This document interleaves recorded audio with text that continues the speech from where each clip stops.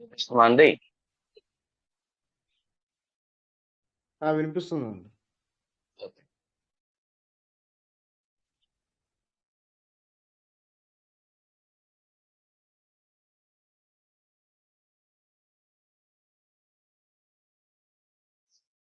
ఓహ్!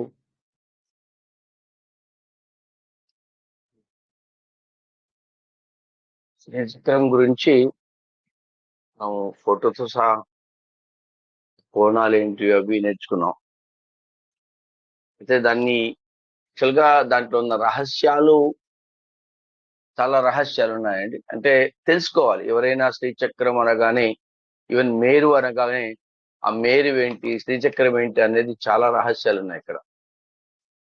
ఈ ఈ సౌందర్యలహరికి, లలితా సహస్రనామానికి, శ్రీ సూక్తానికి అందులో ఎస్పెషల్లీ ఈ 11వ శ్లోకానికి సంబంధం ఏంటనేది చాలా ఉంది. గమ్మత్తుగా ఉంటుంది.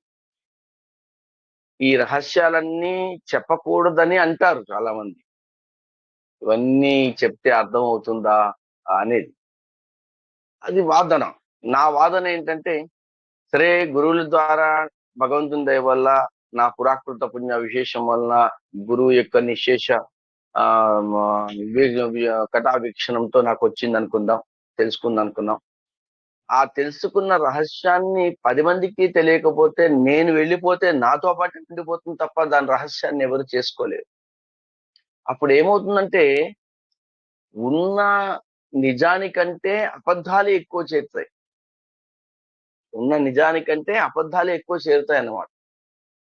అందువలన ఉన్న నిజాలు చెప్పగలిగితే కనీసం అది అందరితో గుర్తుపెట్టుకొని ఎప్పుడైనా సరే ఒకవేళ తప్పుగా ఎవరైనా చెబుతూ ఉంటే అలా కాదు, ఇలా కాదు మేము విన్నాము.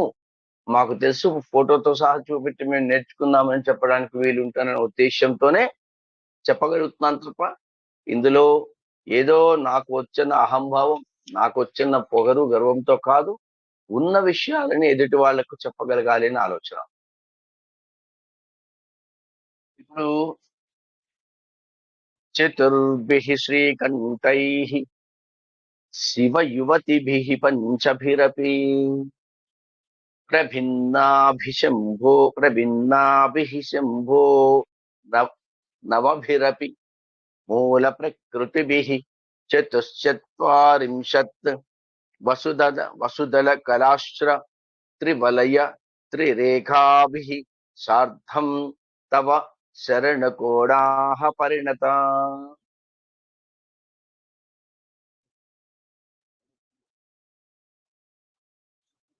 ఇక్కడ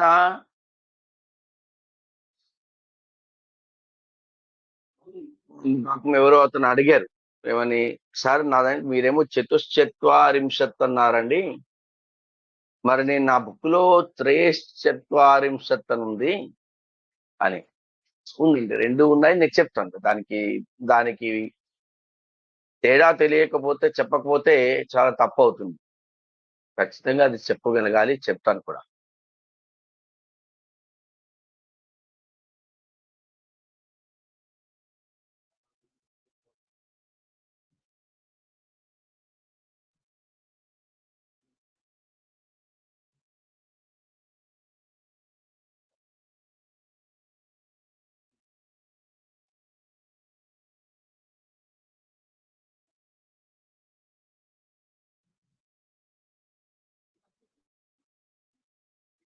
ఆ సెకండ్ అండి, ఇది మెసేజ్లు ఎక్కువ వస్తున్నాయి. మెసేజ్లన్నిటినీ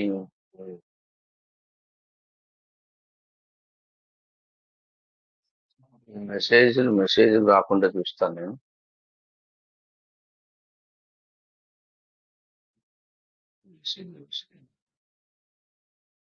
మెసేజ్లు రావడం వల్ల సౌండ్ వస్తుంది, ఇంకా రావలేదు.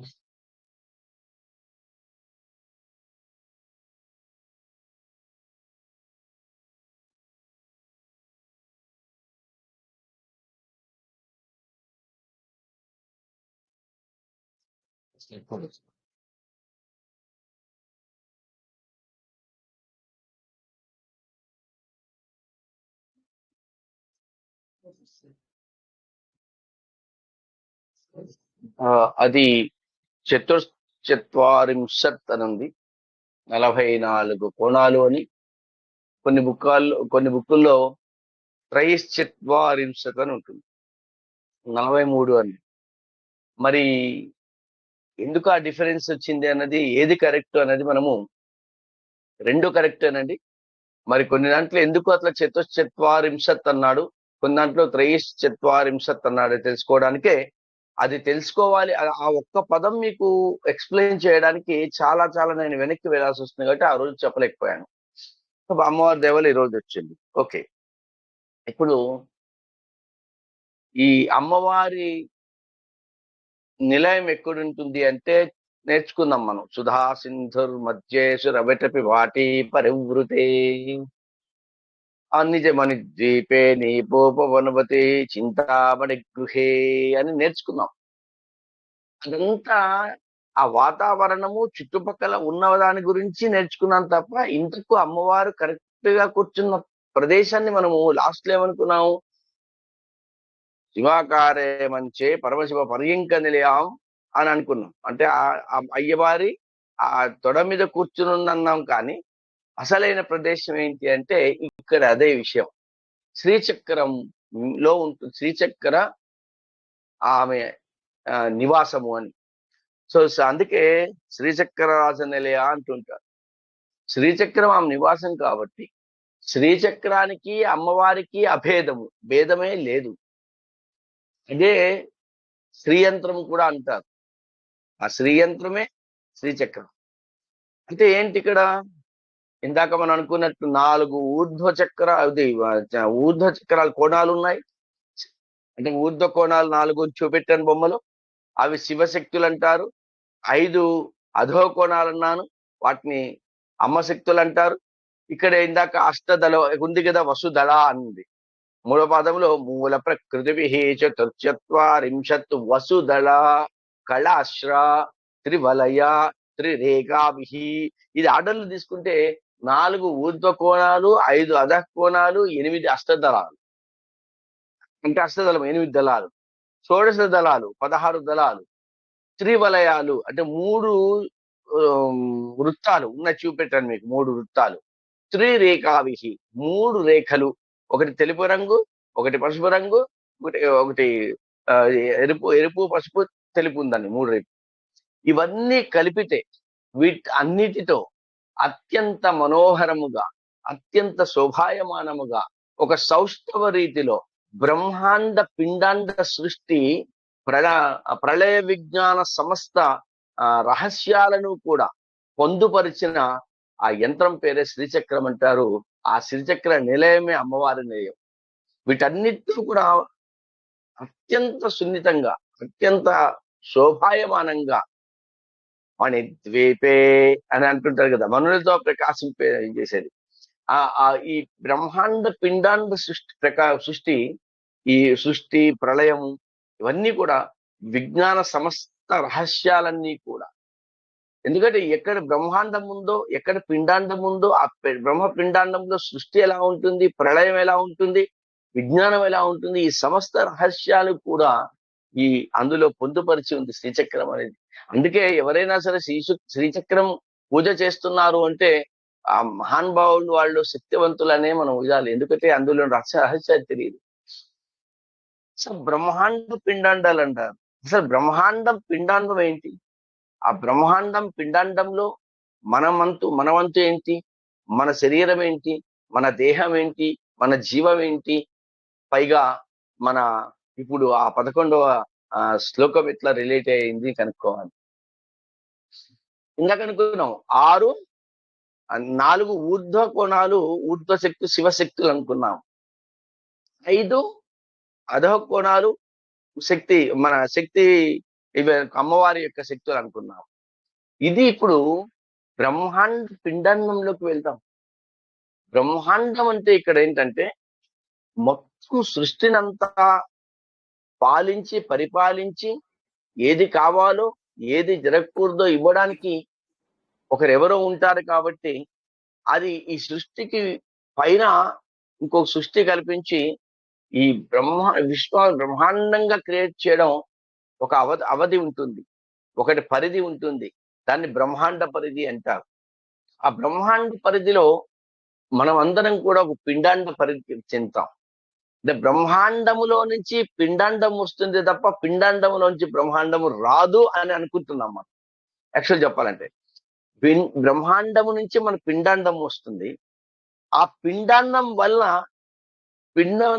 మనం ఏదైతే జీవి వస్తుందో మళ్ళీ బ్రహ్మాండంలోకే వెళ్ళిపోవాలన్నది సత్యం. ఇది పునరపి జననం పునరపి మరణం పునరపి జననం అది ఉంది కదా. కాబట్టి బ్రహ్మాండములో నుంచి పిండాండం ఏర్పడుతుంది. ఆ పిండాండం మళ్ళీ బ్రహ్మాండంలోకి చేరవలసిన ప్రక్రియ ఇదంతా. అయితే ఈ పిండాండము నుండి బ్రహ్మాండంలోకి చేరే ప్రక్రియ ఒక సరైన ప్రక్రియ అవ్వాలి. అది ధ్యానంతోనే లేదా అమ్మవారి పాదం పట్టుకుని అమ్మవారి యొక్క ఆ స్మరణతోనే జరుగుతుంది తప్ప, అయ్యవారి యొక్క స్మరణతోనే జరుగుతుంది తప్ప ఇతరత్రా ఇది లేదు. కాబట్టి బ్రహ్మాండంలోకి మళ్ళీ అంటే ఎచ్చటి నుండి వచ్చిన వారు అచటికి పోవుట నైజము ప్రాణకోటి కింద అంటారు. ఎందుకంటే మనం ఎక్కడి నుంచి వచ్చామో ఎక్కడ వెళ్ళిపోవస్తుంది, ఒక చోట ఉందాం. హిరణ్యకశ్యపుడు ఆ ఆ అది విష్ణువు హిరణ్యాక్షుని చంపేస్తాడు. ఆ పార్థివ శరీరం ముందు కూర్చొని ఏడుస్తుంటే హిరణ్యకశ్యపుడు ఎవరూ చెప్పని వేదాంతం చెప్పారు. నారద మహర్షి వేదాంతం చెప్తారు. వాళ్ళెవరూ చెప్పని వేదాంతం చెప్పారు. నీరాగార నివిష్ట పాందుల క్రియన్ నికంబు సంసార సంచారులై వత్తురు కూడి విత్తురు సదా సంగంబు లేదొక్కచో మహాసూర్యుండెతను తద్వియోగమనకే శోకం పనికేటికిన్ అని. అంటే ఇక్కడ ఆ ఈ చలివేంద్రంలో పెట్టినప్పుడు సమ్మర్ లో బాటసారి అటు నుంచి ఒకరు ఇటు నుంచి ఒకరు వచ్చి దాహం వేస్తున్నప్పుడు ఆ చలివేంద్రం దగ్గరికి వచ్చి నీరు తాగడానికి ఒక ఒక ఒక ఒక నిమిషం అక్కడ వెయిట్ చేస్తే నువ్వెవరు నీ ఊరు ఎక్కడిది, ఎక్కడికి వెళ్తున్నావు అని మాట్లాడతారు తప్ప దాహం తీరగానే ఎవరికి వాళ్ళు వెళ్ళిపోతారు. నీరాగార నివిష్ట పాంధుల క్రియన్ నిక్కంబు సంసార సంచారులై వత్తురు. సంసారం చేయడానికి మనం వస్తున్నాం. కూడతారు కూర్చుంటారు. విత్తురు సదా సంగంబు లేదా, ఒక్క చోటకి సంఘం అని ఉండదు. కాబట్టి ఎచటు నుండి వచ్చిన వారతరికి పోవట నైజము ప్రాణకోటికి అంటారు.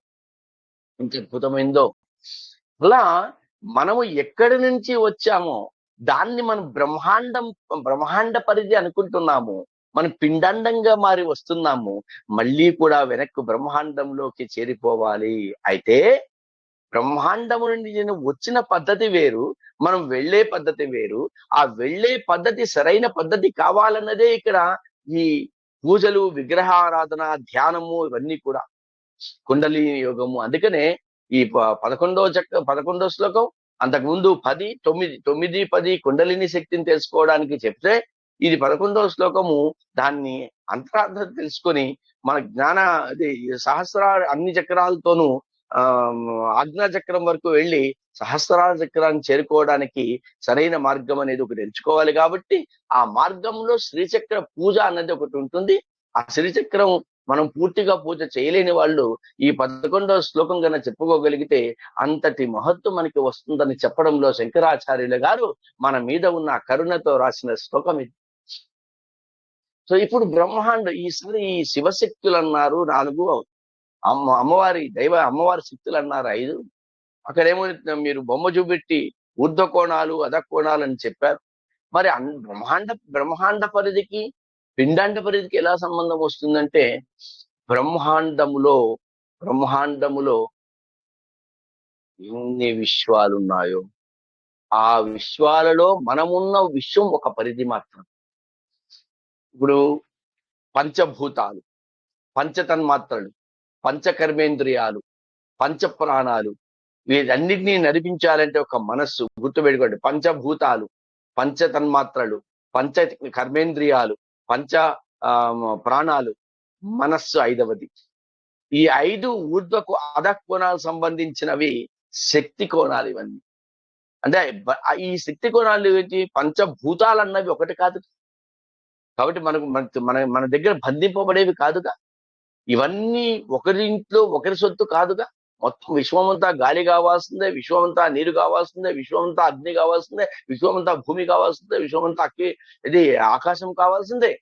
ఈ పంచభూతాలకు, దానికి సంబంధించిన రసాస్మయ ఉదయములకు, పంచ తన్మాత్రలకు, పంచ కర్మేంద్రియాలకు, పంచ ప్రాణాలకు కూడా ఇవన్నీ ఒక బ్రహ్మాండమైన పరిధి కావాలి. అందుకని ఇవన్నీ బ్రహ్మాండ పరిధిలోకి సంబంధించినవే. అవి నియంత్రణ చేయడానికి మనస్సు కూడా అందులోకే వస్తుంది. ఎందుకంటే మనస్సులో ఈ బ్రహ్మాండ పరిధిలో ఉన్నవన్నీ కూడా వస్తాయి. ఎందుకంటే మనం ఇక్కడుండి ఎన్ని ఆలోచిస్తున్నాం చూడండి. ఇంత చిన్న మైండ్ మెదడులో ఏముందో తెలియదు, కానీ ఎన్ని ఆలోచనలు పెట్టుకుని ఎంత జ్ఞాపక శక్తి ఇచ్చారు భగవంతుడు, ఎన్ని గుర్తు పెట్టుకుంటున్నాము అంటే ఎంతటి పరిధి ఏర్పాటు చేశారు మెదడుకు. అలాంటిది కూడా అంటే అన్ని కూడా గుర్తు పెట్టుకొని చెప్పాల్సిన పరిస్థితి వస్తుంది కాబట్టి అది బ్రహ్మాండ పరిధికే వచ్చింది. సో పంచభూతాలు, పంచ తన్మాత్రలు, పంచ కర్మేంద్రియాలు, పంచ ప్రాణాలు, మనస్సు, ఈ 5 కలిసి అధో కోణములు అని చెప్పి నిన్న చెప్పుకున్నాము శ్రీచక్రంలో. దానికి సంబంధించినవి ఇవి అమ్మవారి శక్తికి సంబంధించిన కోణాలు. ఈ మాయది ఇది. ఇప్పుడు దాంట్లో ఆ బ్రహ్మాండంలోనే మన శివశక్తి కోణాలేంటివి? ఎప్పుడైతే మనం జీవి బయటకు వచ్చాడో, బ్రహ్మాండంలోకి వచ్చాడో, ఏముందో ఏమి తెలియదు, మాయా అది ఒకటి. శుద్ధ విద్య, మహేశ్వర, సదాశివులు, ఈ 4 శివునికి సంబంధించిన కోణాలు. మహేశ్వరుడు, మహా ఈశ్వరుడు అంటే మాయనన్నిటినీ కమ్మేసి మన జీవుడు ఉంటున్నప్పుడు, సృష్టి ఉంటున్నప్పుడు నిర్జీవుడై నిశ్చలత్వముతో జడత్వముతో నిశ్చేత్తుడై నాకు ఏ శక్తి లేదని కూర్చున్నప్పుడు శక్తి వచ్చి కలిస్తేనే శివశక్తియుక్తం అయ్యి చేతనత్వము కలిగి బయటకు వచ్చి నేను కూడా సృష్టికర్తను అవుతానని చెప్పి కోరిక కలిగితే కామేశ్వరుడు ఎలా అవుతాడో అలా మహేశ్వరుడు కూడా సదాశివుడు. అందుకనే సాయంత్రం పూట ఆ ప్రదోష వేళలో చాలా మంది, ఇప్పుడు నేను చూడట్లేదు, బట్ మేము చిన్నప్పుడంతా చూసేవాళ్ళము, సదాశివ సమారంభం అని. అది సాయంత్రం వేళలో, ప్రదోష వేళలో సదాశివ సాంబ సదాశివ సాంబ సదాశివ సాంబ సదాశివ సాంబ శివ సాంబ సదాశివ సాంబ సదాశివ సాంబ సదాశివ సాంబ శివ అనేవాళ్ళం. ఏంటది? స అంబ సదాశివ, సాంబ స అంబ సదాశివ. స అంటే కూడిన, అంబ అంటే అంబతో కలిపి. సదాశివుడు ఎప్పుడూ కూడా మంగళకరమైనవి, శుభకరమైనవి ఇచ్చేవాడు. ఆ సదాశివుడు అంబతో కలిపి ఆ వాహనం మీద అలా వస్తుంటే ప్రదోష వేళలో అందరూ కూడా, దేవతలందరూ కూడా, అందరు వెనక బ్రహ్మ విష్ణువులు కూడా వెనకాల వస్తూ అలా మొత్తం సృష్టిని చూస్తూ వెళ్తాడట. అందుకే ఆ ప్రదోష వేళలో శివుని స్మరిస్తే, శివుని టెంపుల్కి వెళ్తే ఇక ఏ టెంపుల్కి అవసరం లేదు, అందరి దేవుడు అక్కడ వచ్చి కూర్చుంటారు. అట్లా ఈ మహేశ్వరుడు, సదాశివుడు, శుద్ధ విద్య, మాయ, ఈ 4 కూడా బ్రహ్మాండంలో ఉండే శివుని యొక్క శక్తి కోణాలు. సార్, బ్రహ్మాండ కోణాలు అయిపోయాయి గురుగారు. ఇప్పుడు బ్రహ్మాండంలో నుంచి మన జీవి ఒక్కటే మనకు కనపడుతా ఉంది. ఎన్ని జీవులు ఉన్నాయండి జీవరాశి. అంటే పిండమై వెలిసి వస్తున్నాం మనం. అదే పిండాండం అంటారు. అంటే బ్రహ్మాండం అంటే ఏంటంటే మ్యాక్రో, అంటే చాలా పెద్దది. పిండాండం అంటే మైక్రో, సూక్ష్మమైనది, స్థూలమైనది బ్రహ్మాండం. ఆ దాంట్లో పిండాండంలో మరి శక్తి కోణాలు ఏంటివి, శివ కోణాలు ఏంటివి, అది చూడాలి కదా. చర్మము, రక్తము, మాంసము, మెదడు, ఎముకలు, అస్థులు, ఈ 5 ధాతువులు. చర్మము, రక్తము, మాంసము, మెదడు, ఎముకలు, ఈ 5 ధాతువులు శక్తికి సంబంధించినవి. మరి సారకు సంబంధించినవి శివునికి సంబంధించిన ఇది పిండాండంలో, అంటే బ్రహ్మాండం అనేది చెప్పుకున్నాం. బ్రహ్మాండంలోంచి బయటకు వచ్చేది పిండాండం అనేది. దాంట్లో పిండాండంలో మజ్జ, అంటే ఎముకల మధ్య, ఎముకలలో ఏర్పడే గుజ్జు మజ్జ, శుక్రకణం, ప్రాణ, జీవుడు, ఈ 4 శివునికి సంబంధించింది. గుర్తుపెట్టుకోండి, ప్రకృతి పురుషులు, ప్రకృతి స్త్రీగా పోలుస్తారు, పురుషుడు ఒకడు ఉంటారు శివుడు. ఈ ప్రకృతి పురుషుడు కలిస్తేనే పుట్టిక వస్తుంది. ఇది సృష్టి రహస్యం. అయితే ఇక్కడ ఒక జీవి మగవాడు, ఆ మగవాడి ద్వారా మనం సృష్టి జరగాలంటే కుదరదు. ఒక ఆడవారి ద్వారా సృష్టి జరగాలంటే కాదు. మగ ఆడవాళ్ళు కలిస్తేనే మరి పునరపి సృష్టి వస్తుంది. పునః పునః సృష్టిమిత్యాదు అంటారు. ఆ సృష్టి కావాలి అన్నప్పుడు మగవారిలో ఉన్న శుక్ర కణాలు ఆడవారిలోకి వెళ్ళాలి అంటారు. మహానుభావుడు శంకరాచార్య ఎంత బాగా చెప్పాడు చూడండి. అసలు సృష్టి రహస్యం వినిన తర్వాత అమ్మో ఇంత ఉందా, ఇంత మనము జాగ్రత్తగా మనం చూసుకోవాలా, ఇంత మడి ఆచారంగా మనం భావించాలా, ఇంత పవిత్రంగా మనం భావించాలా అని అందుకే అప్పుడంతా ఇవన్నీ రహస్యాలని చెప్పింది. ఇప్పుడన్నీ బట్టబయలు అయిపోయాయి కాబట్టి దానికి విలువ లేకుండా పోతుంది. ఆ ఈ జీవుని యొక్క మగవాడి యొక్క ఆ శుక్ర కణము ఆ అమ్మాయి గర్భంలోకి ప్రవేశించిన తరువాత అప్పుడు శుక్రకణం అనేది శివుని యొక్క శక్తి. అయితే ఆ డాక్టర్లు అంటుంటారు శుక్రకణాలు యాక్టివ్ గా లేవమ్మా, శుక్రకణాలు ఉన్నాయి కానీ ప్రాణం లేదమ్మా, నశించిపోయిందమ్మా అంట. శుక్రకణాలు పనిచేయకపోయి నశించిపోయే ప్రాణం లేదంటే అక్కడ గర్భము పిండం ఏర్పడదు అని అర్థం. అమ్మాయి గర్భంలో పిండం ఏర్పడదు అని. అంటే శుక్రకణము సజీవమై ఉండాలి, XY క్రోమోజోమ్ తో కలిసి ఉండాలి. ఆ శుక్రకణము అది సైన్స్ లోకి మనం వెళ్ళొద్దు, మన సైన్స్ వాళ్ళు ఉంటే మనం కొడతారు, మనకు అర్థం కాదు. సో శుక్రకణము ఆ సజీవమై ఉంటేనే అది వస్తుందంటారు. కాబట్టి ఆ శుక్రకణము జీవులోకి వెళ్ళాలి. కాబట్టి శుక్రము జీవం, ఆ ప్రాణం ఉంటేనే అది అవుతుంది. కాబట్టి ప్రాణం, ఈ ప్రాణం అంతా అయిన తర్వాత ఆ ప్రాణం ఏర్పడినప్పుడు ఎముకలు ఏర్పడతాయి. ఆ ఎముకల మధ్య మధ్య కావాలి. అందుకని ఈ 5 ధాతువులు, ఈ 5 కూడా శివుని యొక్క ప్రతీకలు అంటారు. ఇవి అయితేనే అప్పుడు సృష్టి అవుతుంది. అయితే ఈ 5కు తోడు ఆ మధ్య వచ్చినప్పుడు అస్థిక ఎముకలు ఏర్పడినప్పుడు మాంసం ముద్దలు ఏర్పడుతుంది. మాంసం ముద్ద ఏర్పడినప్పుడు రక్తం ఏర్పడుతుంది.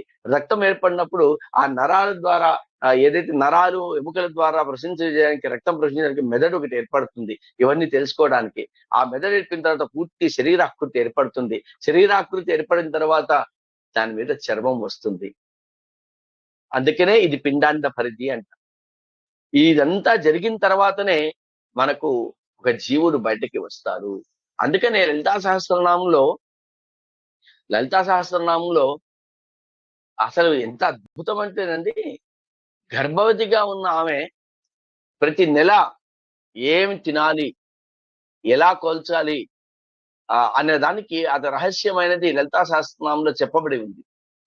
లలితా సహస్రనామ శ్లోకాలన్నీ కూడా అసలు గర్భవతి 9 నెలలు ఎలా ఉండాలి అని ఎంత క్లారిటీ ఇచ్చారంటేనండి, అంత బాగుంది దాంట్లో. ఒక్కొక్క నెలలో ఏం తినాలి చెప్తానండి. ఒక్కొక్క నెలలో ఎలా తినాలి, ఏం తినాలి, ఎలా ఉంటుంది, అసలు మంచి గర్భిణీ స్త్రీలకు నియమాలు ఎలా ఉన్నాయి, ఎలా పెడితే బాగుంటుంది అన్నది ఇచ్చిందండి. సో మీరు లలితా సహస్రనామంలో కన్నా చూస్తే ఆ 9 నెలలు ఆహార నియమావళి ఏంటి అన్న తీసుకుంటే మీరు లలితా సహస్రం 98వ శ్లోకం నుండి 110వ శ్లోకం వరకు, 98 నుంచి 110వ శ్లోకం వరకు ఎటువంటి ఆహారం తీసుకోవాలో చక్కగా తెలియంది.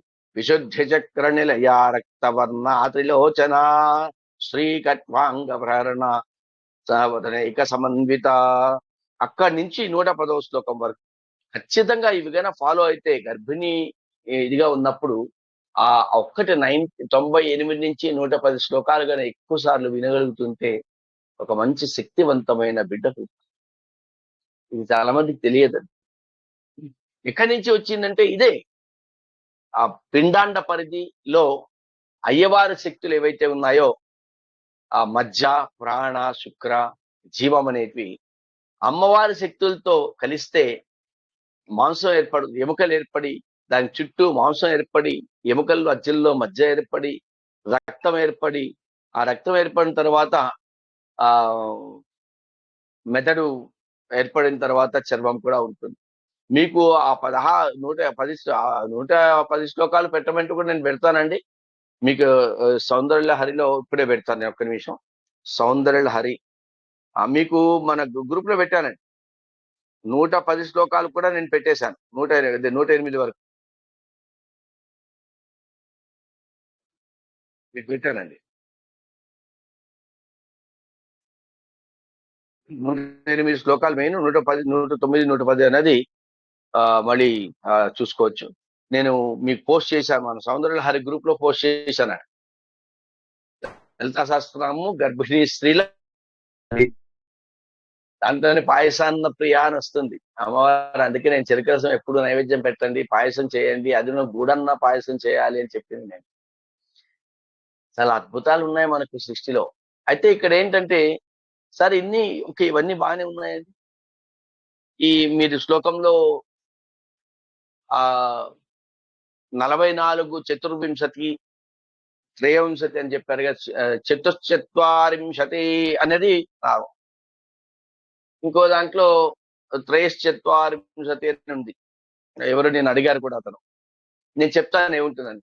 శ్రీచక్ర యంత్రం మీరు తీసుకుంటే మధ్యలో ఒక బిందువు నేను చూపెట్టాను మీకు, మళ్ళీ చూపెట్టమంటే నేను చూపెడతాను. శ్రీచక్రం ఇదండి. మీకు కనబడుతుందా? ఇప్పుడు అందరికి కనబడుతుందా అండి? కనబడుతుందా అండి? కనబడతా ఉంది స్వామి. దాంట్లో మీరు గన జూమ్ చేసినట్టయితే మధ్యలో ఒక బిందువు ఉంది. మధ్యలో ఒక బిందువు ఉందా?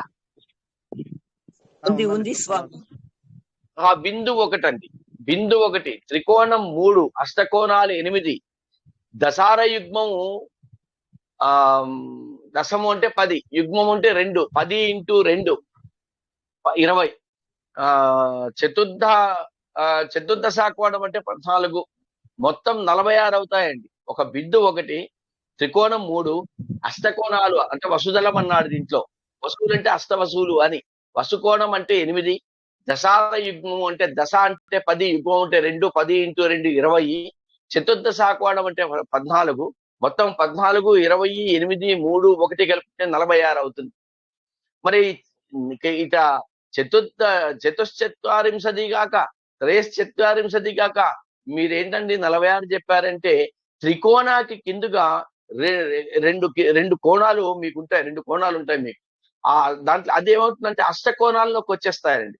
మీరు ఈ 2 కోణాలు త్రికోణంలోకి ఉన్నప్పుడు, మీరు త్రికోణం చూస్తున్నప్పుడు ఆ బిందువుకు కింద ఏదైతే బిందువు కింద 2 కోణాలు ఉన్నాయో ఆ 2 కోణాలు కూడా అష్టకోణంలోకి కలిసిపోతాయి. అవి అష్టకోణాలకి కలిసిపోతాయి అంటే అష్టకోణంలోకి అంతర్గతం అవుతాయి. అవి అష్టకోణంలోకి కలిసిపోతాయి కాబట్టి ఆ 2 కోణాలు తీసేయాలి.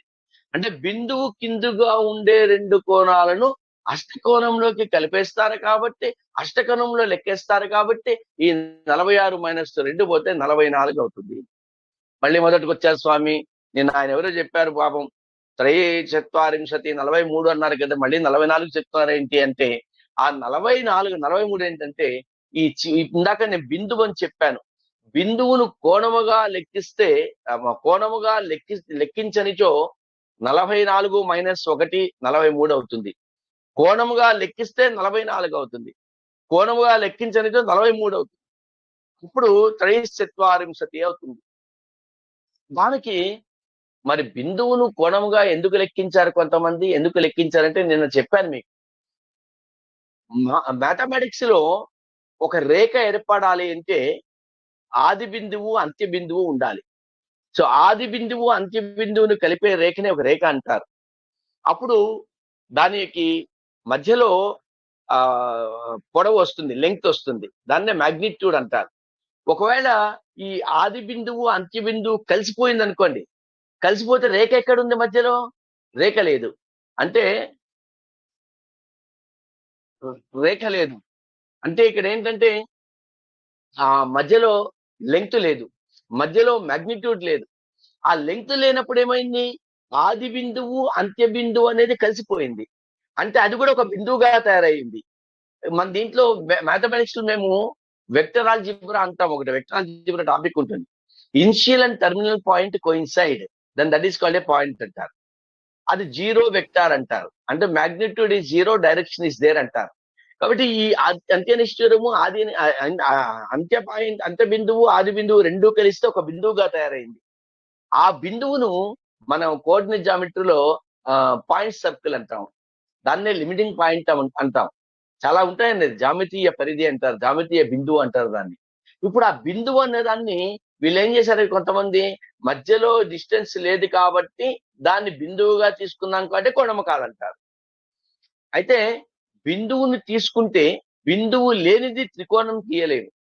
సార్ బిందువు లేకుండా త్రికోణం గీస్తాను సార్ అన్నప్పుడు ఆ 3 రేఖలు కూడా కలుసుకున్న చోట ఏదైతే ఉందో అది కోణం అంటాం. అప్పుడు అదొక పాయింట్ అవుతుంది. కాబట్టి అది కూడా బిందువే.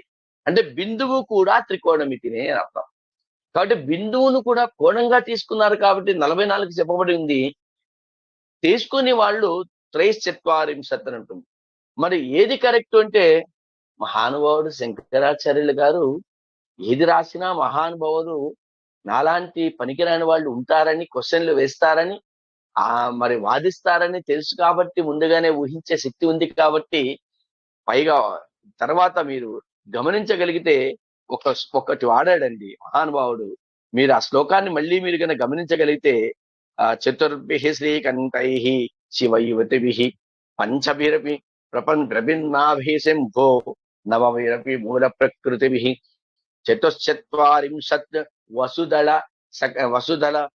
కళాశ్ర త్రివలయ త్రిరేఖాభిః సార్థం తవ శరణకోణాః అని లేకపోయింటే నేనే వాదించేవాడిని 43 ఉన్నాయి లెక్క వేయండి అని. శరణకోణ ఇందులో ఉన్న పరమరహస్యం అదే. శరణకోణాః అన్నాడు. తవ అంటే నీ యొక్క, శరణకోణాః శరణు కోణం కలిసింది కాబట్టి 44 అయింది. మరి శరణం అంటే ఏంటి? శరణం శరణం శరణం శరణం నీవే శరణం అంటే శరణం అంటే నీవే దిక్కు, నీవే శరణం అంటే నిలయం, శరణం అంటే నెలవు, శరణం అంటే గృహము, శరణం అంటే నెలవు, గృహము, నిలయము అని. కాబట్టి ఈ తవ శరణ కోణాః అని గన లేకపోయి ఉంటే అది 43. తవ శరణ కోణాః అని రాసి ఉన్నాడు కాబట్టి ఆ బిందువును కూడా నిలయం అన్నాడు, బిందువును కూడా నెలవన్నాడు, బిందువును కూడా గృహం అన్నాడు, బిందువు కూడా కలుపుకోవాలని అర్థం. నువ్వు అన్ని ప్రాకారాలు, భూప్రకారాలన్నీ, వలయాలన్నీ, త్రిరేఖల్ని మొత్తం చుట్టుకుంటూ అష్టదళ పద్మాలు, షోడశదళ పద్మాలన్నీ కూడా దాటుకుంటూ వెళ్ళి బిందువు దగ్గరికి వెళ్ళినప్పుడు బిందువులోకి వెళ్ళాలన్నా వద్దా? బిందువు వెళ్ళాలి కాబట్టి అమ్మా తల్లి నీ యొక్క శరణు కోణం అమ్మా అది, నువ్వు ఉండే నిలయం అమ్మా అది, నువ్వు ఉండే గృహం అమ్మా అది, నువ్వు ఉండే నిలవమ్మా అది. కాబట్టి తవ శరణు కోణాః అన్నాను కాబట్టి ఆ బిందువును కూడా కోణంగా నేను మలుచుకుంటున్నానమ్మా. 43కి నేను కలుపుకుంటున్నానమ్మా. శతశ్చత్వారింశత్ ఈ ఒక్క రహస్యం అనేది అక్కడ ఉంది. కాబట్టి త్రయశ్చత్వారింశత్ అని రాశారు. ఆ పద్యం మనం చదువుకుంటే తప్పు అవుతుందంటే కాదు, తప్పు కాదు. బిందువును లెక్క వేయలేదు. ఒకవేళ త్రయశ్చత్వారింశత్ అని చదువుకుంటే బిందువు వరకు వెళ్ళగలము. బిందువులోకి వెళ్ళేటప్పుడు మనము కన్సిడర్ చేయాలా అన్నది ఎవరికి వారు వదిలేసుకోవాలి. సామవేదం శర్మ గారు కూడా త్రయశ్చత్వారింశత్ అని చెప్పారు. ఎందుకంటే మహర్షులు వాళ్ళు కూడా, ఆయన కూడా మహానుభావుడు కాబట్టి ఆయనకి ఏం గోచరించిందో తెలియదు. ఆయన బిందువుని అనేది తీసుకోలేకపోయాడేమో, అందుకని 43 అని చెప్పగలిగాడు. అని మిగిలిన వాళ్ళు శంకరాచార్యులు గారు మాత్రం చతుశ్చత్వారింశత్ అనే చెప్పారు. అయితే సామవేదం శర్మ గారు ఒక మాట గమనిక పెట్టాడు మహానుభావుడు. ఇది 43 ఉన్నాయి, 44 కూడా చెప్పబడి ఉంది. ఇది జామితీయ రేఖాగణితం ఎవరికైతే వస్తుందో, అంటే మ్యాథమెటిక్స్ ఎవరికైతే నిష్ణాతులు అవుతారో వాళ్ళు చెప్పగలిగి ఉండాలి, వాళ్ళు చెప్పగలుగుతారని ఒక మాట ఆడేశారు. కాబట్టి ఇదంతా శ్రీచక్రం అంతా కూడా ఒక నిర్మాణాత్మకమైనది, ఒక విశిష్ట భోగాలకు సంబంధించింది, ఒక విశిష్ట దాని ఏమంటారు స్క్రిప్ట్ అంటే స్కల్ప్చర్, విగ్రహ అంటే ఆ డయాగ్రాలన్నీ గీయాలంటే అంత ఈజీ కాదు. కాబట్టి అవన్నీ తెలుసుకొని దాంట్లో ప్రామాణికం ఏంటి, దాంట్లో ఒక పవిత్రతగా ఆలోచించి ప్రతి ఒక్క బిందువు, ప్రతి కోణము ఎక్కడ కలవాలి, 4 కోణాలు ఊర్ధ్వ కోణము, 5 కోణాలు అదొక కోణం. నిన్న చెప్పాను మీకు. ఎవరైనా శ్రీచక్రాలను గన చూసి ఉంటే భిన్నంగా కొన్ని కనబడుతుంటాయి. 4 చక్రాలు ఊర్ధ్వం, 5 చక్రాలు అధోహం నిన్న మీకు చూపెట్టాను. మీరు మళ్ళీ ఇంకోసారి మీకు కరెక్ట్ గా చూపెట్టాలని, ఎందుకంటే చాలా ఇష్టమైన శ్లోకం, చాలా పవిత్రమైన శ్లోకం. ఇంతకంటే మించిన మంత్రము లేదు, ఇంతకంటే మించిన తంత్రము లేదు. ఏ కోరికైనా సరే ఛాలెంజ్ చేసి మనం తెచ్చుకోగలము. అందుకనే ఎక్కువ చేసి చెప్తున్నాను మీకు. ఇది పైనకు వచ్చిన కోణాలు 1 1 2 3 4. కిందవి చూడండి 1 2 3 4 5. ఇది ఒరిజినల్ శ్రీచక్రం అంటే ఉన్నది. అయితే 2 రకాలు ఉన్నాయి. సమయాచారము, కౌలాచారం అని ఉంది. సమయాచారం ఇప్పుడు నేను మీకు చూపెట్టింది సమయాచారం. కౌలాచారం ఏంటి? కౌలాచారం అనేది ఏంటంటే 5 చక్రాలు ఊర్ధ్వము, 4 చక్రాలు అధో ఉంటుంది. అయితే వాటిని కలియుగంలో ఉపయోగించకూడదని చెప్పడం జరిగింది. ఎందుకంటే తాంత్రికమైనది, సమయాచారులు పాటించనివి కాబట్టి దాన్ని ఇప్పుడు నిషేధించారు. ఆ తాంత్రికత ఎక్కువ తాంత్రికమైతే ప్రత్యంగిర, కామాఖ్య ఇవన్నీ చేస్తున్న వాళ్ళు ఉపయోగించగలుగుతారు. సామాన్య మానవుడు ఉపయోగించలేడు. ఆ తంత్రం వేరు, ఆ మంత్రం వేరు, ఆ ప్రయోగం వేరు, ఆ ఇది వేరు. కాబట్టి సమయాచారంలో ఇదే ఉంది. కాబట్టి త్రికోణానికి కిందుగా ఉన్న 2 కోణాలను కూడా అష్టకోణంలోకి లెక్కించితే అప్పుడు 46 అవుతుంది. అది అష్టదళములు అష్టకోణాలకు వచ్చేసి ఉంటుంది కాబట్టి దాన్ని లెక్క వేయాల్సిన అవసరం లేదు కాబట్టి 46లో 2 పోతే 44 అవుతుంది. ఆ బిందువును నువ్వు త్రికోణంగా భావిస్తే, బిందువును కోణంగా భావిస్తే 44 అవుతుంది. కోణంగా లెక్కించకపోతే 43 అవుతుంది. కాదు కాదు కాదు కాదు కాదు శంకరాచార్యులు గారు నెక్స్ట్ తవ శరణు కోణాహ అన్నాడు కాబట్టి ఖచ్చితంగా 100కు 100% శరణు కోణాహ అన్నాడు కాబట్టి ఆ బిందువు నీ నిలయమే అన్నాడు కాబట్టి ఇంతటి కోణములో, వలయములో, రేఖలలో మొత్తం కూడా ఆ బిందువు నిలయస్థానం అన్నాడు కాబట్టి నిలవస్థానం ఉన్నాడు కాబట్టి, గృహస్థానం ఉన్నాడు కాబట్టి ఖచ్చితంగా ఆ బిందువును కూడా మనం కోణంగానే లెక్కించాలి. కోణంగానే లెక్కించిన తర్వాత అప్పుడు 44 అవుతుంది. ఇది దాని అసలు రహస్యం అనేది. దీన్ని బట్టి ఇది ఉంటుంది. ఇప్పుడు అందరికీ వచ్చే డౌట్లు నేను ఎందుకు ఇది ఎక్కువగా మళ్ళీ మీకు చెప్పానంటేనండి, ఎంత అయింది? 4 అయిపోయిందా? రైట్.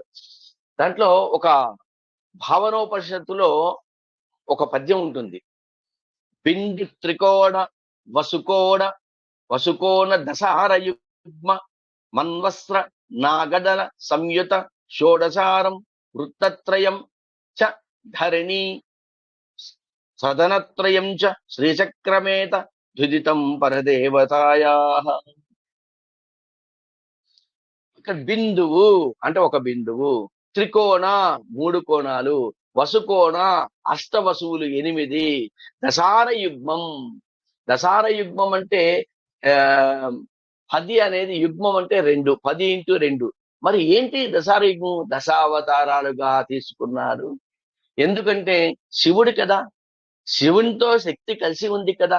శివశక్తులు ఇద్దరు కూడా ఎక్కడ ఉన్నారు? సహస్రార పద్మంలో కూర్చొని ఉన్నారు కదా. అమ్మవారు మూలాధారం నుంచి సహస్రాధారం వరకు వెళ్ళి అయ్యవారితో కలుస్తుంది కదా.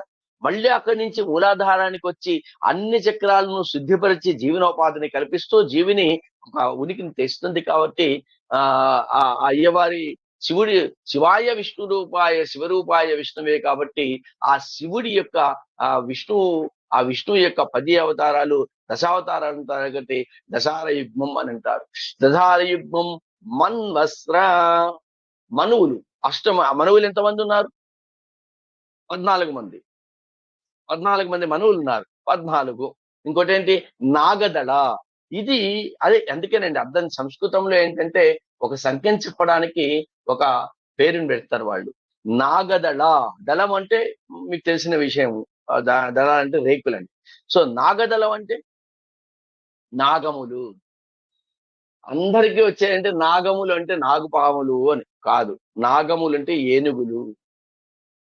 నాగములు అంటే ఏనుగులు. నాగపాము వేరు, నాగము వేరు. కాబట్టి నాగములు అంటే ఏనుగులు. అందుకని ఇక్కడ నాగదళ అన్నారు. నాగదళ అంటే ఏంటి? అష్టదిగ్గజములు అంటే 8. తర్వాత సంయుత కలిసి షోడశారం. షోడశ అంటే 14 కళలు. షోడశారం. వృత్తత్రయం అంటే వృత్తాలు 3 అంటే ఇక్కడ మనకేంది? త్రివలయం అన్నాడు. వృత్తత్రయం చ ధరణి సదనత్రయం చ శ్రీచక్రమే విజితం పరదేవతాయా అంటారు. ఇది దీని యొక్క భావనో ఉపనిషత్తుల్లో శ్రీచక్రాన్ని గురించి వివరించింది. ఇప్పుడు స్వల్పంగా కొన్ని నేర్చుకుందాం. మన శివశక్తులు అనుకున్నాం 4 ఊర్ధ్వకోణాలు. ఆ ఊర్ధ్వకోణాల పేరు ఫస్ట్‌ది బిందువు, దాన్ని బిందు చక్రం అంటారు. రెండవది అష్టకోణ చక్రం అంటారు, అష్టదళ కోణము. మూడవది షోడశదళము అంటారు. నాలుగవది చతురస్రము. ఇవి 4 కోణాలు. ఊర్ధ్వకోణం 4 కోణాలు శివశక్తులు కాబట్టి శివశక్తుల యొక్క పేర్లు ఏంటంటే బిందు చక్రము, అష్టదళ కోణము, షోడశదళము, చతురస్రము అని.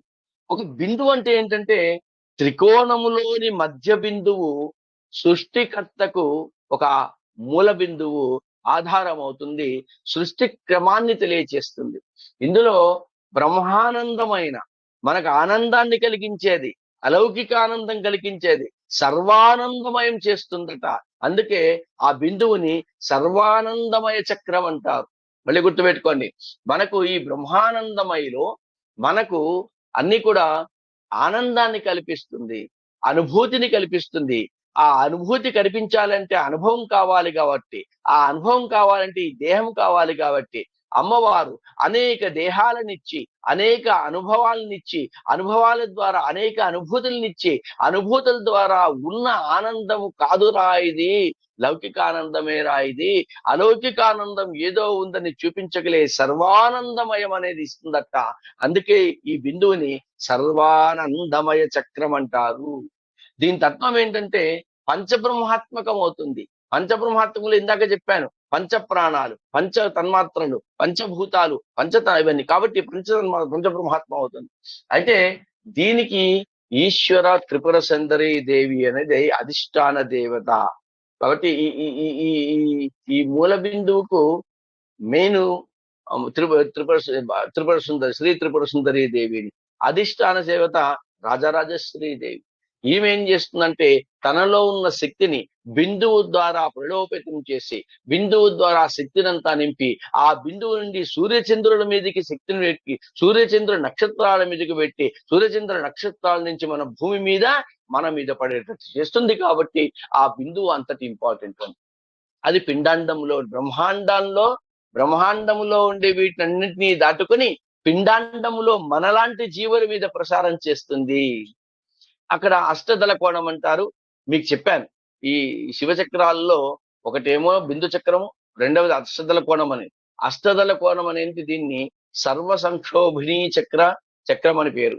సర్వ సంక్షోభిణీ చక్రం అంటారు. ఇది కర్మేంద్రియ చక్రం. కర్మేంద్రియ ధర్మాలు ఏమున్నాయి, మనం చేసేది కర్మలతో పాటు, కర్మ ఇంద్రియాలతో పాటు కర్మేంద్రియ ధర్మాలు ఏంటివి? కర్మేంద్రియ ధర్మాలు 5: ప్రవృత్తి, నివృత్తి, ఉపేక్ష. ఈ 3 కలిపితే 8. ఈ 8ని కలిపితే గన ఈ అష్టదళ పద్మంలో ఉంటారు. ఆ 8 మందికి దేవతలు ఉంటారు. ఆ 8 దేవతలు అంటారు. ఈ 8 మంది దేవతలు అనంగ కుసుమ, అనంగ మేఖల, అనంగ మదన, అనంగ మదనాతుర, అనంగ రేఖ, అనంగ లేఖిని, అనంగాంకుశ, అనంగ మాలిని. ఎవరికైనా కావాలంటే స్లోగా చెప్తా, రాసుకోండి. ఈ అష్టదళ పద్మంలో 8 మంది దేవతలు ఉంటారు. ఆ 8 మంది దేవతల పేర్లు ఏంటి? అనంగ కుసుమ ఫస్ట్ది, అనంగ కుసుమ, అనంగ మేఖల, అనంగ మదన, అనంగ మదనాతుర, అనంగ రేఖ, అనంగ లేఖిని, అనంగాంకుశ, అనంగ మాలిని. మళ్ళీ అనంగ కుసుమ, అనంగ మేఖల, అనంగ మదన, అనంగ మదనాతుర, అనంగ రేఖ, అనంగ లేఖిని, అనంగాంకుశ, అనంగ మాలిని. ఇవి అష్టదళంలో ఉండే దేవతలు. వీటికి బీజాక్షరాలు ఉన్నాయి. ఇప్పుడు అష్టదళ పద్మాన్ని వేసి మనము, ఎవరైతే బాగా ముగ్గులు వేస్తారో వాళ్ళు అష్టదళ పద్మం వేసి ఒక్కొక్క దళంలో ఇందాక నేను చెప్పిన ఈ దేవతల యొక్క వాళ్ళకు ఒక్కొక్కరికి బీజాక్షరం ఇచ్చి ఉన్నారు. ఆ బీజాక్షరం వేసి ఆ ఫోటోను లామినేట్ చేసుకొని ఇంట్లో పెట్టుకొని పూజ చేసుకుంటే ఆ శక్తి వస్తుందట. కాబట్టి బీజాక్షరాలు నేను చెప్పను, అవి చెప్పకూడదు. అది గురువుపదేశంలో గురువు దగ్గర ఉండి నేర్చుకోవాలి. కాబట్టి ఆన్లైన్ లో చెప్పకూడదు అంటారు. ఏమో మరి అవి చెప్తే బాగుండదు. ఎందుకంటే ఇప్పుడు నేను చెప్పాను అనుకోండి, ఆల్రెడీ మొన్న ఒక్కసారి దేంట్లోనో ఏదో మీటింగ్ లో చెప్పాను కొన్ని రహస్యాలు. అప్పుడే పెద్ద పెద్ద వాళ్ళంతా బాగా సెటైర్లు వేశారు. ఈయన ఇట్లాంటివన్నీ నాశనం చేస్తున్నాడు నాకెందుకంటే ఆ పాపం పెద్దవాళ్ళతో అనిపించుకోవడం కాబట్టి ఇవి కూడా చెప్పకూడదు. అయినా రహస్యాలు తెలియాలి కాబట్టి చెప్తున్నా. ఆ బీజాక్షరాలు అనేది గురుముఖంగా కూర్చొని నేర్చుకోవాల్సిన పరిస్థితి. అనంగ కుసుమ, అనంగ మేకల, అనంగ మదన, అనంగ మదనాతుర, అనంగ రేఖ, అనంగ లేఖిని, అనంగ అనంగాంకుశ, అనంగమాలిని, అరుణాంతరంగని ఉంది కదా. అరుణవర్ణం మంచి ఎర్రని రంగు కలిగి ఉంటారట వీళ్ళంతా. జపాకుసుమము వంటి అరుణవర్ణం కలిగి ఉంటారు, ఎర్రని వర్ణం కలిగి ఉంటారు. ఈ చక్రానికి అధిదేవత ఈశ్వరి త్రిపుర సుందరి. కాబట్టి వీటికి ఆ మన ఆ ఈ ఏదైతే ఉంటుందో వాటిల్లోనే బీజాక్షరాలు రాసి ఉన్నారు. అవి చేస్తే బాగుంటుంది. తర్వాత మళ్ళీ ఇంకేం చెప్పాను మీకు? బిందు చక్రం అయిపోయింది, అష్టదళ కోణం అయిపోయింది, షోడశ దళం అయింది. అది కూడా చూపించాం మీకు పసుపు కలర్ లో. ఈ 16 దళాలు సర్వాశా పరిపూరక చక్రం అంటారు. సర్వాశా పరిపూరక చక్రం అంటారు. దాన్నే చంద్రకళా చక్రం అని, చంద్రకళా స్వరూప చక్రం అని కూడా అంటారు. చంద్రకళ అనగానే చంద్రుడు ఏ కల్లో ఉంటారు? తెలుపు రంగులో ఉంటారు. కాబట్టి తెలుపు రంగు ఉంటుంది. చంద్రుడు అనగానే ఏమనిపిస్తుంది? చల్లని వెన్నెల కురిపిస్తుంది. అంటే అమృతత్వము కలిగి ఉన్నది, అమృతాన్ని కురిపించేది అని. ఇందులో ఆ 16 దళాలలో ఇంతగా అష్టదళాలలో ఒక్కొక్క దళానికి అధిదేవతను మనం పెట్టుకున్నట్టు, అనుకున్నట్టు, ఇచ్చినట్టు, కనుక్కున్నట్టు ఈ 16 దళాలలో కూడా ఒక్కొక్క దళానికి ఒక అధిపతి ఉంది. ఆ 16 దళాలను ఆ ఆకర్షణీ దేవతలు అంటారు. వాళ్ళందరినీ 16 దేవతలను ఆకర్షణీ దేవతలు అంటారు. మీరు ఖడ్గమాలలో వస్తుంటుంది, బాగా చదివిన వాళ్ళకి అందరికీ గుర్తుంటుంది. కానీ ఇవి అవేం తెలియదు. 16 దేవతలు. కామాకర్షిణి, కామాకర్షిణి, బుద్ధ్యాకర్షిణి, అహంకారాకర్షిణి, శబ్దాకర్షిణి, శబ్దాకర్షిణి, స్పర్శాకర్షిణి, రూపాకర్షిణి, రసాకర్షిణి, తర్వాత గంధాకర్షిణి, చిత్తాకర్షిణి, ధైర్యాకర్షిణి, స్మృత్యాకర్షిణి, నామాకర్షిణి, బీజాకర్షిణి, ఆత్మాకర్షిణి, అమృతాకర్షిణి, శరీరాకర్షిణి.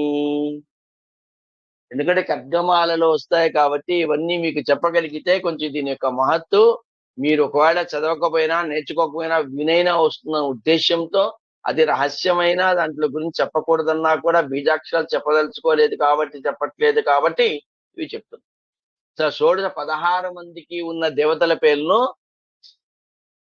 ఆకర్షిణీ దేవతలు అంటారు.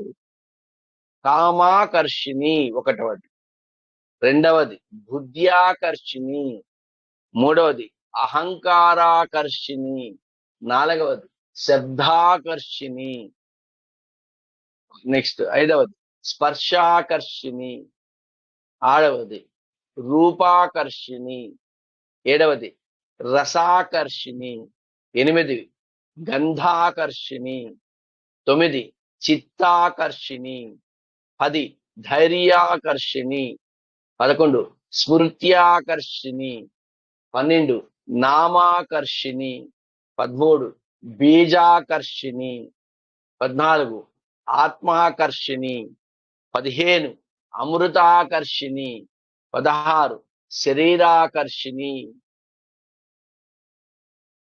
పంచభూతాలు, దశ ఇంద్రియాలు, మనస్సు కలిసి షోడశ కళారూపాలు, షోడశ కళారూపాలుగా వర్ణిస్తారు. ఇవి షోడశ స్వరముల దళములపై ఉన్నవి. వీరికి నిత్యాది దేవతలు కూడా ఉన్నాయి. నిత్యాది దేవతలు కూడా ఉన్నాయి. ఇక లాస్ట్ చివరిది శక్తి స్వరూపిణిలో చతురస్రము. చతురస్రము ఇందాకేం చెప్పాను? బిందు ఒకటి చెప్పాను, అష్టదళ కోణం అని చెప్పాను, షోడశ దళ కోణం అని చెప్పాను. ఇప్పుడు చతురస్రం. చతురస్రము అంటే మనము మీకు నిన్న త్రిభుజం ఇది శ్రీచక్రం చూపెట్టాను, నా కనబడుతుంది. దాన్నే మోహన చక్రం అంటారు, భూపరము అంటారు, భూపురం అంటారు. మళ్ళీ ఒకసారి చూపెడతా చూడండి.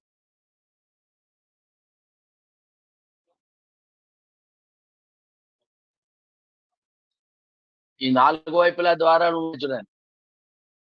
శ్రీచక్ర సర్వ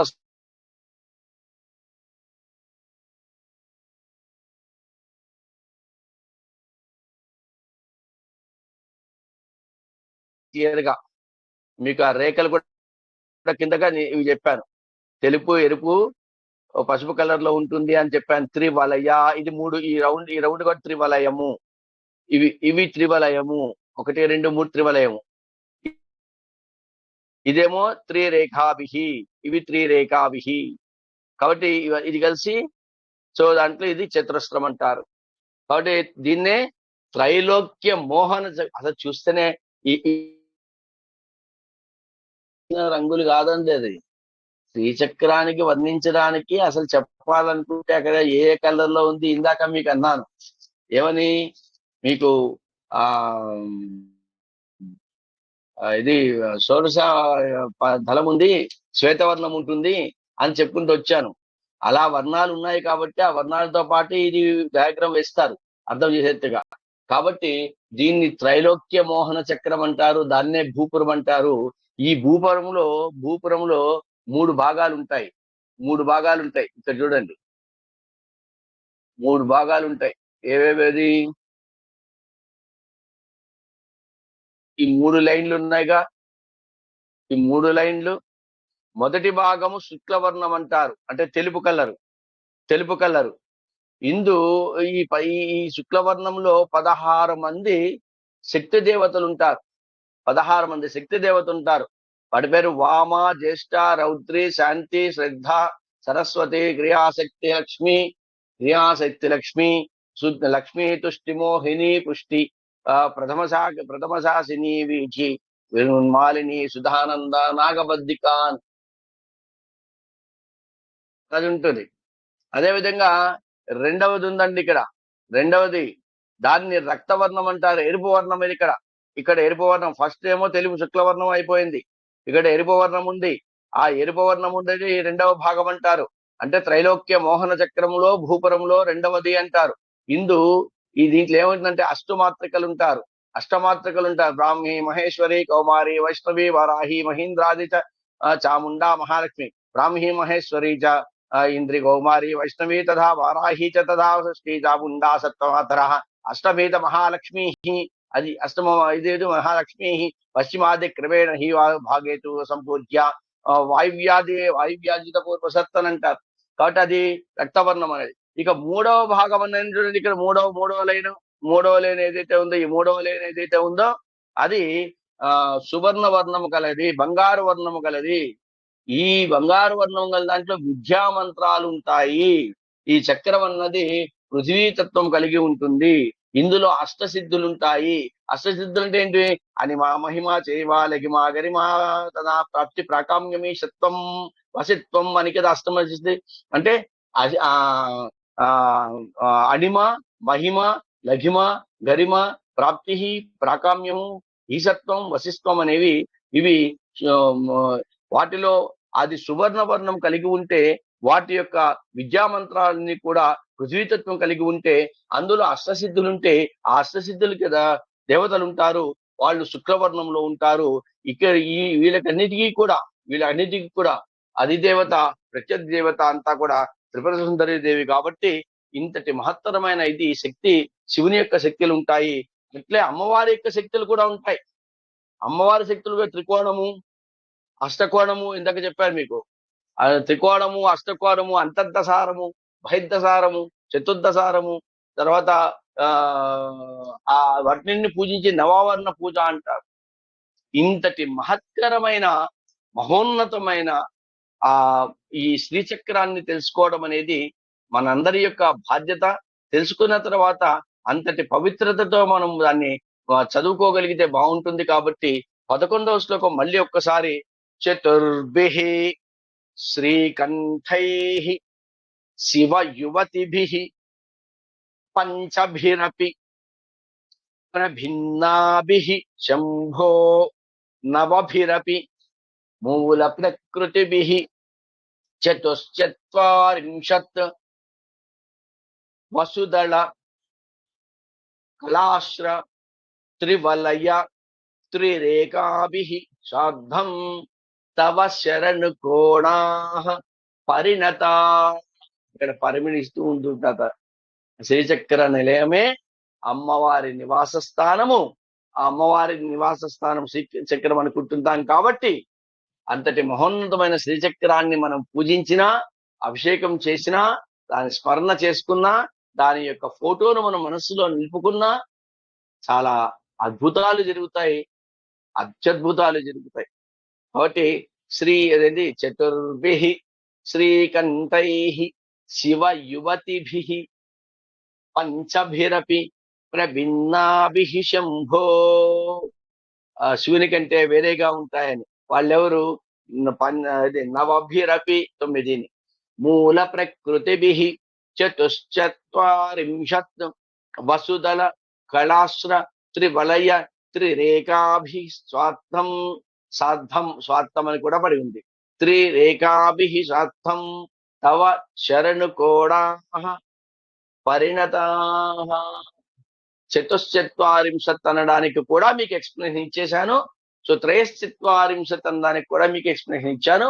సో ఇది శంకరాచార్యుడి గారి గొప్పతనం, మహిమ అంత అద్భుతమైనది. కాబట్టి ఈ శ్లోకాన్ని అందరూ చదువుకొని కాదు ఖచ్చితంగా నేర్చుకొని, ఏ కోరిక ఉన్నా ఆ కోరిక ఒక పసుపు కలర్ పేపర్ మీద రాసుకొని, ఆ పసుపు కలర్ పేపర్ మీద ఎరుపు కలరు ఇంకుతో రాసుకొని ఆ కోరికని చేతుల్లో పట్టుకొని మినిమం 9 సార్లు ఈ శ్లోకం చదవాలి. ఏ కోరికైనా, న్యాయమైన కోరిక ఏదైనా సరే చేయగలిగితే మీకు అమ్మవారు ఖచ్చితంగా కనుకరిస్తుంది. అంతటి మహిమాన్విత అమ్మవారి దయ ఉంటే మనకు అన్నీ ఉన్నట్టే. అందరూ బాగుండాలి, అందులో నేనుండాలి అనే రకం. కాబట్టి అందరూ కూడా బాగుండాలి. ఇది చదువుకోండి. ఇప్పుడు ఈ శ్రీచక్ర నిలయం అనుకున్నాము కాబట్టి, శ్రీచక్ర నిలయంలో ఉన్న ఈ శ్రీచక్రాన్ని కానీ ఈ శ్లోకాన్ని కానీ చదివితే మనకు ఎటువంటి మహిమ వస్తుంది, అమ్మవారి శక్తి ఎలా వస్తుంది అన్నది 12వ శ్లోకం. చాలా అద్భుతమైన శ్లోకం అదేనండి. ఇంకా మీకు ఏదన్నా ఉంటే ఒక 2-3 నిమిషాల్లో క్లోజ్ చేసుకుందాం. అందరికీ అర్థమైంది అనుకుంటారు. సార్ నాకు ఒక డౌట్ సార్. చెప్పండి. ఇది మీరు అంటే 9, 10, 11 వచ్చేసి కుండలిని గురించి మూలాధారం నుంచి సహస్రారం, మళ్ళీ సహస్రారం నుంచి మూలాధారం రావడము, అండ్ 11th వచ్చేసి మొత్తం శ్రీచక్రం గురించి విశదీకరణ.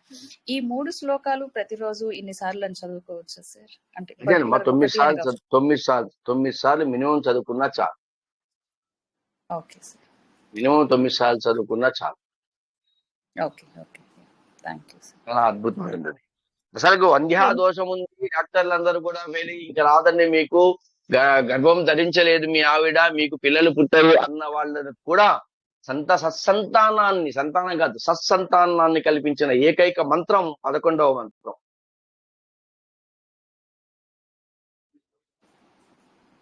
Okay sir. 9 సార్లు ఎన్ని రోజులు చదవాలి గురుగారు? మీ ఇష్టం, మీకు ఎంత ఫలంగా అనుకుంటే అన్నిసార్లు చదవండి. ఎక్కడ ఒకట మాది అందరూ అడగడంలో ఒక ఇదేంటంటే ఎన్నిసార్లు అని కాదమ్మా. మీరు ఏమనుకోకుంటే మామూలుగా మన లౌకిక విషయానికి వద్దాం. మీరేదన్నా సినిమా చూడాలనుకున్నా, సీరియల్ చూడాలనుకున్నా మళ్ళీ మళ్ళీ వేస్తే 10 సార్లైనా చూస్తారు, 20 సార్లు చూస్తారు. అది ఎన్నిసార్లు చూడాలని అడగరుగా. అందుకని ఇది అమ్మవారికి సంబంధించింది, అయ్యవారికి సంబంధించింది అయితే మీకు ఎన్నిసార్లు చెప్పుకుంటే అంత అధిక ఫలం అంటారు కదా. కాబట్టి ఇది ఎన్నిసార్లు అనేది ఒక రూల్ ఉండదమ్మా. నియమావళి వేరు. 42 రోజులు చదువుకున్నప్పుడు ఇంత అని చెప్పుకున్నప్పుడు చాలా నియమం ఉంటుంది. రోజు కంటిన్యూగా నేను చెప్పుకుంటూనే ఉంటాను, వంట చేసుకుంటున్నప్పుడు చెప్పుకుంటాను అన్నప్పుడు ఒక ఆడవాళ్లకు ఆ 5 రోజులు తప్పించి మిగతా అప్పుడు ఎప్పుడైనా చెప్పుకోవచ్చు. సౌందర్యలహరి మాత్రం ఆ 5 రోజులు చెప్పుకోకూడదు. సో కాబట్టి మీరు ఎంత ఎక్కువ చేస్తే నేనేమంటున్నా అంటే మీకు అలవాటు కావడానికి 9 సార్లు చేయండి అంటున్నాను మినిమం. అలవాటు అయితే తర్వాత మీ ఇష్టం 9 నెంబర్ వచ్చేటట్టు చేయండి. ఓకే గురుగారు. నైవేద్యం ఏం పెట్టమంటారండి? నైవేద్యం నేను చెప్పానమ్మా, అది బెల్లంతో చేసిన పరమాన్నం అని చెప్పాను దీనికి, లేదా చెరుకు రసం. ఓకే. రోజు కంటిన్యూ రోజు అదే పెట్టమంటారా? అదే అదొక రోజు ఇదొక రోజు అట్లయినా మీ ఇష్టం. మీరు అంటే ఆ చెరుకు రసం ఒక రోజు పెట్టండి, ఇంకోటి ఒక రోజు పెట్టండి, అంతే. పరమాన్నం ఒకటి చేయండి, పాయసం చేయండి, గారెలు చేయండి. పులిహోర రోజు పెట్టచ్చా గురుగారు? పులిహోరలు పెట్టచ్చు ఏం కాదు. గురుగారు